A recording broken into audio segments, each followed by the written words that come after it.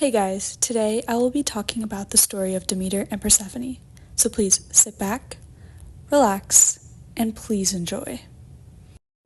Close your eyes and picture a world where every field ripens with golden wheat and every orchard bursts with sweet fruit. This was the world under the care of Demeter, the goddess of the harvest, whose touch brought life and abundance to every corner of the earth. Demeter's greatest joy was her daughter, Persephone, who was a maiden as radiant as spring itself. Together they wandered meadows and tended the world's gardens, their laughter echoing like birdsong. But deep below, in the shadowy halls of the underworld, Hades watched Persephone and longed for her to be his queen. Knowing that Demeter would never allow her daughter to leave, Hades turned to Zeus, king of the gods and Persephone's own father, for help. In secret, Zeus and Hades struck a pact. Persephone would become queen of the underworld, but how to take her? A plan was set in motion, subtle and cunning. One day, as Persephone gathered flowers with her companions, she spotted a blossom more beautiful than any she had ever seen, a narcissus, dazzling and fragrant. But this was no ordinary flower. Gaia, the earth goddess, had planted it at Zeus' request, specifically to lure Persephone away from her friends. Entranced, Persephone reached out to pluck the narcissus. In that moment, the earth gaped open with a thunderous crack. From the chasm, Hades surged forth in his golden chariot drawn by immortal black horses. Before Persephone could cry for help, he swept her away into the darkness below. Demeter was shattered. She searched the world for her daughter, calling Persephone's name across valleys and mountains, but there was no answer. Grief twisted Demeter's heart. She refused to let the earth bloom. Crops withered, trees stood bare.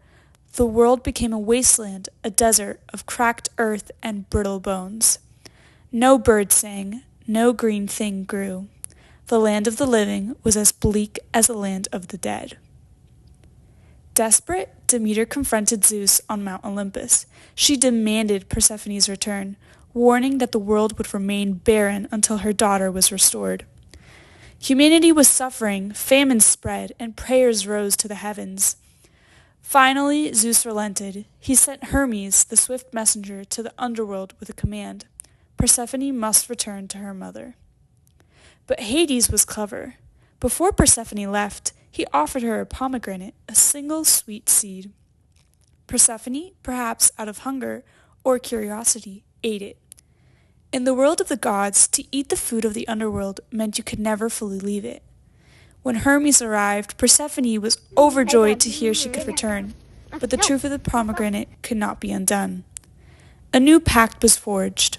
Because Persephone had eaten the fruit of the underworld, she would spend part of each year with Hades as queen of the dead, and the rest with her mother among the living. In most tellings, she spends 1/3 of the year below and 2/3 above. When Persephone is with Demeter, the earth flourishes. Spring and summer return. When she descends to Hades, Demeter mourns and the world slips once more into the barren winter, the desert of her sorrow, until Persephone's return brings a life anew. This ancient myth is more than a story of gods and goddesses. It is a tale of love and loss, of the cycles of nature, and of hope's return for after despair. The desert that forms in Demeter's grief is not just a season, but a symbol, a reminder that even in the darkest times, life waits to bloom again. Death and life are forever intertwined, each giving meaning to the other. So when you see the barren trees of winter, or the first green shoots of spring, remember Persephone's story. Remember that every ending is also a beginning, and that from the depths of the earth, life will always rise again. Go with me.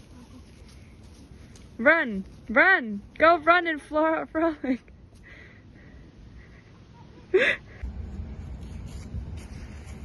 Okay, Danny, get out. Get out of the picture, Danny. I'll tell you when to stop. This is really annoying. Okay, yeah, now. Oh my goodness. Molly, I want to see if I can get on here. Surfing! You just do the monkey line. I'm surfing! And then you sit there. I'm surfing! Oh wait, I'm... Feet!